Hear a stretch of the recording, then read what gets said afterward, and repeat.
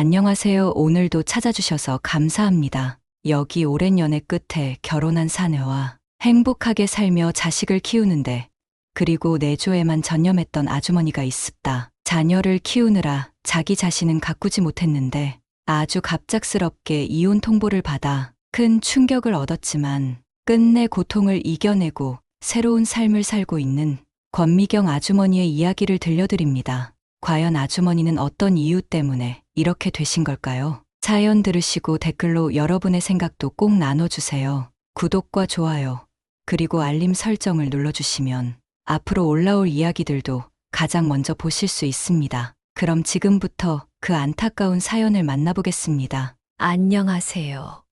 저는 올해로 58세가 된 평범한 주부였던 사람입니다. 제 이름은 미경이라고 해요.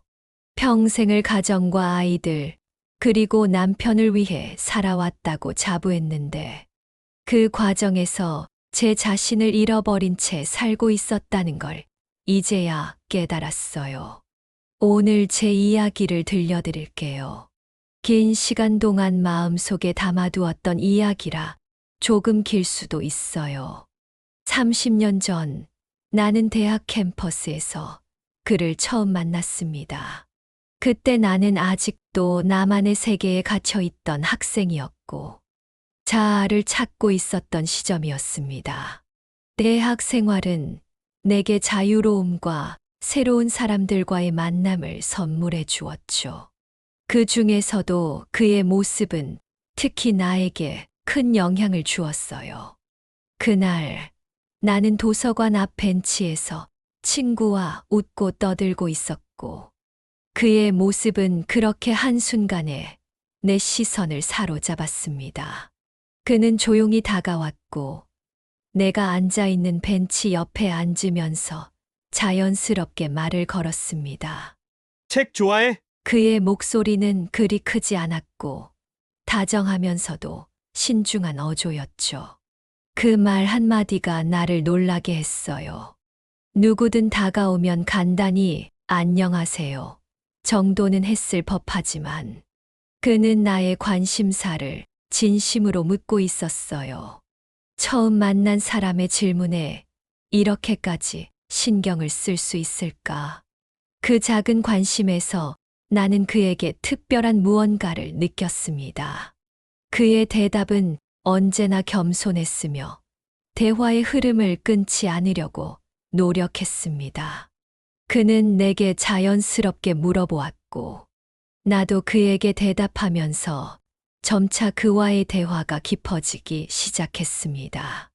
이 책은 어때? 그가 물어본 책은 사실 내가 좋아하던 책은 아니었지만 나는 그가 마음에 들어서 조심스럽게 대답했죠. 그는 대화가 끝날 즈음 나와 조금 더 가까워진 느낌을 받았다고 했습니다.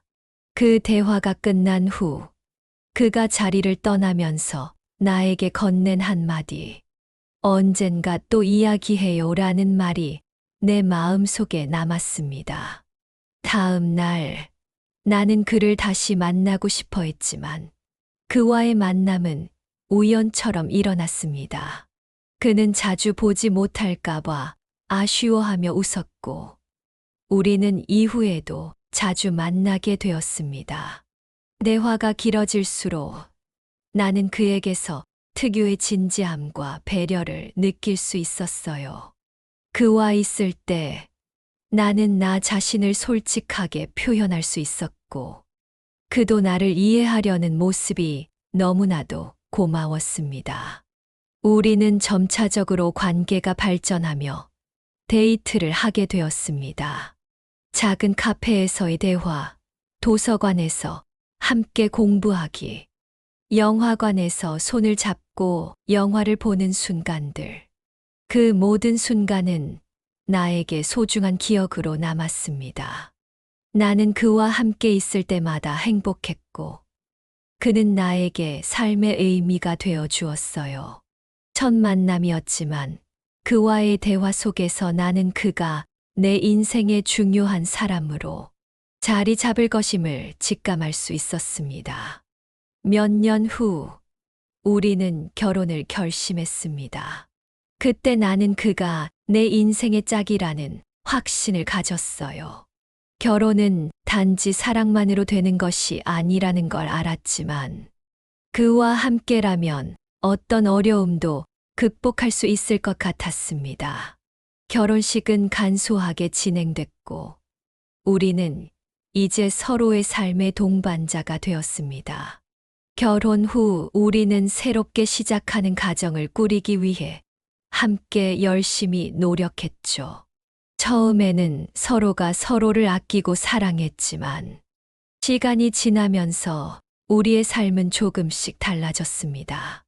남편은 직장에서 승진을 하며 더 바빠졌고 나는 가정을 지키며 아이들을 키웠습니다.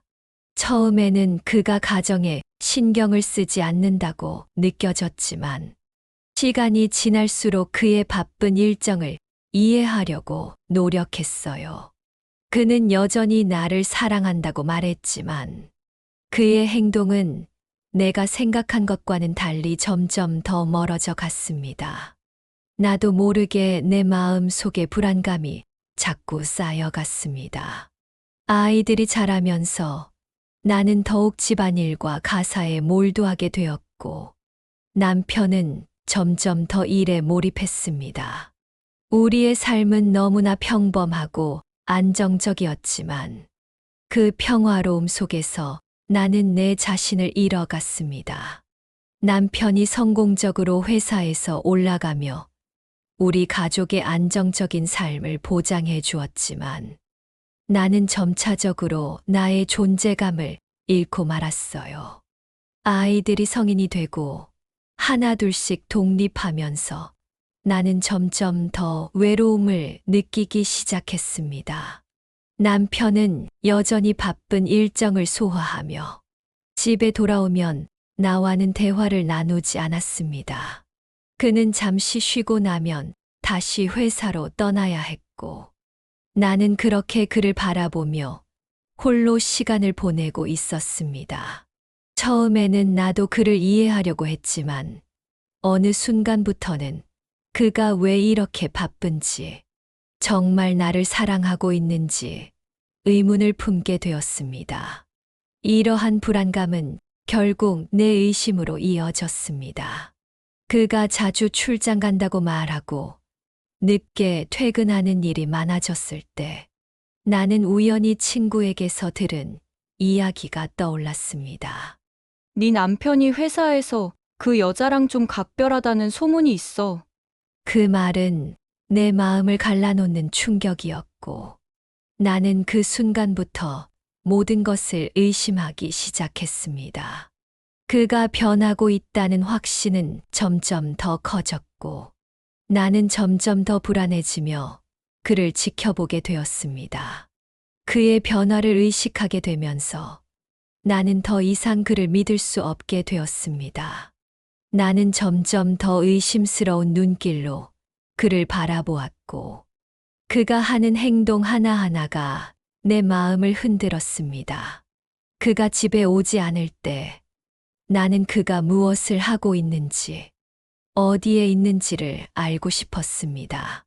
그래서 나는 그의 전화를 몰래 확인하기도 했고 그의 이메일을 훔쳐보기도 했습니다. 그런 나의 행동이 그에게 들킬까 두려웠지만 두려움보다는 나의 의심이 더 컸습니다. 그리고 어느 날 그가 집에 돌아왔을 때 나는 그에게 물었습니다. 어디 갔었어? 왜 이렇게 늦었어? 그가 대답하기를. 회의가 길어졌어. 그러나 그의 얼굴은 여전히 얼어 있었습니다. 그 말은 믿을 수 없었고 나는 그가 속이고 있다는 느낌을 지울 수 없었습니다. 그리고 그때 나는 모든 것을 확인할 수밖에 없다는 생각이 들었습니다. 내가 그의 사생활을 침해하는 걸 두려워했지만 그것은 나 자신을 지키기 위한 방법처럼 느껴졌습니다. 그의 외도를 확인하고 싶었고 그럴수록 나는 점점 더 그에게 묻지 않을 수 없었습니다. 그의 행동은 점점 더 의심스럽고 나는 그가 나와 함께 있을 때조차 다른 사람을 생각하고 있다는 것을 느꼈습니다. 그는 집에서나 내 곁에서 점점 더 멀어져 갔고 나는 그가 나를 떠나고 있다는 사실을 인정하지 않을 수 없었습니다. 그러던 어느 날 남편이 퇴근 후 나에게 조심스럽게 말을 꺼냈습니다. 나 할 말이 있어. 그 말 한마디로 내 마음은 철렁 내려앉았고 그의 표정에서 뭔가 심각한 일이 일어나고 있다는 걸 느꼈습니다. 나는 불안감에 떨며 그를 바라봤고 그는 결국 내게 말을 꺼냈습니다. 우리 이혼하자. 그 말은 마치 천둥 같은 충격이었어요. 나는 순간적으로 이게 현실인지 꿈인지 구분이 되지 않았습니다. 무슨 말이에요? 나는 목소리가 떨리며 물었습니다. 왜? 갑자기 이혼을 하자는 거죠? 그가 차분히 말을 이어갔습니다. 나 다른 사람이 생겼어. 그 말을 들은 순간 내 세상은 그대로 무너져 내렸습니다. 나는 그 말을 믿을 수 없었습니다. 30년을 함께한 사람, 나의 인생의 반을 함께 살아온 사람이었기 때문이죠. 그런 배신감을 어떻게 받아들일 수 있었을까요? 나는 그 말을 듣고도 믿지 못하고 소문에 그 여자를 찾아 나섰습니다. 남편에게 미리 알리지 않고 그의 회사를 찾아갔습니다. 회사 로비에서 기다리던 중 나는 그 여성을 보게 되었어요. 그녀는 자신감 넘치는 모습으로 지나갔고 나는 그 순간 모든 것이 현실이라는 것을 깨달았습니다. 그 여자는 내게 너무나 완벽한 모습으로 다가왔습니다. 단정한 정장 차림에 사람들을 압도하는 에너지까지 느껴졌습니다. 그녀는 마치 그가 원하는 모든 것을 가진 사람 같았습니다. 그 순간 나는 내 자신을 돌아보게 되었어요. 그동안 가사와 육아에 몰두하며 외모도 신경 쓰지 않았고 스스로를 꾸미거나 돌볼 여유가 없었기에 그녀의 모습에 비해 내 모습이 너무 초라하게 느껴졌습니다. 그녀를 본 순간 나는 그가 왜 그녀에게 끌렸는지를 조금은 이해할 수 있었습니다. 그녀는 내가 결혼 초기에 꿈꾸던 모습이었고 그때 나는 그런 모습을 갖추지 못한 채 살고 있었습니다. 그녀를 보고 나서 내가 그동안 그렇게 헌신적으로 살았던 이유는 무엇이었을까? 그 질문은 내 머릿속을 떠나지 않았습니다. 이혼을 결심하고 그는 집을 떠났습니다. 내 삶은 비어 있었습니다. 그가 떠난 자리는 텅 비어 있었고 나는 그 빈자리가 느껴져서 괴로웠습니다. 그의 옷이 걸린 옷걸이가 너무나 고요하게 느껴졌고 그가 앉던 소파의 자리는 갑자기 추운 것처럼 느껴졌습니다. 나 혼자 남겨진 집안은 너무나도 낯설고 고요했어요. 처음 몇 날은 그냥 눈물이 나오는 대로 울었습니다. 아무도 없었고 나는 내 방 안에서 홀로 눈물을 흘리며 시간을 보내곤 했습니다. 그가 나에게 남긴 모든 물건들이 여전히 집 안 곳곳에 남아 있었고 그 물건들을 보면 또 다시 그리움과 상처가 솟구쳤습니다. 그렇게 며칠이 지나자 나는 결국 현실을 받아들일 수밖에 없었습니다. 이 집에서 혼자 살아야 한다는 사실을, 남편과의 관계는 끝났다는 사실을, 나는 이 혼자 남겨진 자리에 대해 생각해 보았습니다. 왜 나는 그에게 그렇게 모든 것을 바쳤을까? 왜 내 자신을 잃어버렸을까? 그 후 나는 자신을 되찾기로 결심했습니다. 내가 무엇을 좋아하는지, 내가 진정으로 원하는 삶은 무엇인지에 대해 생각하기 시작했어요. 나는 그동안 가족을 위해 살면서 나 자신을 소홀히 했다는 걸 깨달았어요. 내 인생에서 내가 아닌 다른 사람들에게 내 모든 것을 맞춰왔던 시간을 되돌아보니 자신을 돌볼 시간이 없었음을 후회하게 되었죠. 그래서 내가 할 수 있는 첫 번째 일은 내가 좋아하는 일을 시작하는 것이었어요. 그동안 미뤄왔던 헬스장 등록을 하기로 결심했어요. 운동을 시작하면서 내 몸이 점차 건강해지고 있다는 것을 느끼며 기쁨을 느꼈어요. 처음에는 힘들었지만 점차 운동을 하며 내 몸을 단련하고 건강을 챙길 수 있었어요. 그리고 나는 다시 그림을 그리기로 했습니다. 예전에는 미술에 관심이 있었지만 결혼 후 바쁜 일상에 쫓겨 그림을 그릴 시간도 없었죠. 하지만 이혼 후 나는 나 자신에게 집중하기로 결심했습니다. 그림을 그리면서 나는 내가 얼마나 오랫동안 나 자신을 잃고 살았는지 깨달았습니다. 그동안 너무 많은 것을 남편과 아이들에게 주었고, 나를 위한 시간을 거의 가지지 않았다는 사실이 후회스러웠습니다. 그리기 시작한 그림은 처음엔 어설펐지만 점차 나는 내 감정을 표현할 수 있는 도구로 그림을 쓰기 시작했습니다. 그림 속에서 내가 느낀 감정들, 상처와 치유의 과정을 그려가면서 나는 내 자신을 이해하게 되었어요. 그림은 나에게 위로가 되었고, 나는 그동안 나 자신을 잃어버렸던 시간이 아깝다고 느끼게 되었습니다.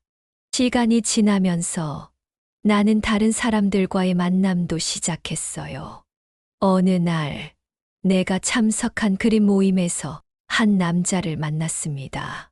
그는 조용하고 다정한 사람이었어요. 그와의 대화는 너무 자연스러웠고 나는 그와 함께하는 시간이 점차 즐거워지기 시작했습니다. 그와의 만남은 서서히 나를 변화시키기 시작했어요. 그의 배려심과 따뜻한 마음은 내게 큰 위로가 되었습니다. 나는 그와의 관계가 다시 사랑이라는 감정으로 발전할 수 있을지 모르겠다는 생각을 했어요. 아직은 그와의 관계가 사랑으로 이어지기에는 시간이 필요했지만 나는 그를 만나면서 조금씩 내 마음을 열기 시작했습니다. 그와의 대화 속에서 나는 과거의 상처를 조금씩 덜어낼 수 있었고 그의 따뜻한 말들이 내 마음을 치유해 갔습니다. 그는 내게 사랑을 이야기하지 않았지만 그의 존재 자체가 내게 큰 위로가 되었어요. 나는 그와의 만남을 통해 사랑이라는 감정을 다시 받아들이기 시작했어요. 이혼 후 2년이 흐른 지금 나는 내가 원하는 삶을 살고 있습니다. 과거의 상처와 아픔을 인정하고 받아들였으며 그것이 나에게 큰 교훈이 되었다는 것을 깨달았습니다. 남편의 배신은 아프고 힘들었지만 그로 인해 나는 내 삶을 다시 되찾을 수 있었습니다. 이제 나는 더 이상 누구의 아내가 아닌 나로서의 삶을 살고 있습니다. 나는 과거에 갇혀 있지 않아요. 나는 내 삶의 주인이 되고 내가 원하는 대로 살아가고 있습니다. 내 미래는 내가 만들어가는 것이며 그 과정에서 나 자신을 믿고 나아가고 있습니다. 이제 나는 더 이상 두려워하지 않아요. 과거의 상처를 극복하고 나는 이제 새로운 사람으로 살아가고 있습니다. 내가 원하는 미래를 향해 나는 더 이상 주저하지 않고 걸어가고 있어요. 황혼의 문턱에서 나는 이제 새로운 빛을 찾아 나아가고 있습니다. 오늘 사연은 여기까지입니다. 여러분은 이 사연을 들으시며 어떤 생각이 드셨나요? 혹시 비슷한 경험이 있으신가요? 댓글로 여러분의 생각과 이야기를 남겨주세요. 작은 댓글 하나라도 그와 같은 상황에 있는 이들에게 큰 힘이 될 수 있습니다. 오늘도 사연 듣는 밤과 함께 해주셔서 감사합니다. 다음에도 여러분들의 사연들로 밤을 채워보겠습니다. 그리고 구독과 좋아요, 알림 설정은 앞으로 더 많은 이야기를 준비하는데 큰 힘이 되니 많이 눌러주시길 부탁드립니다. 저는 그럼 다음 사연에서 뵙겠습니다. 편안한 밤 되세요.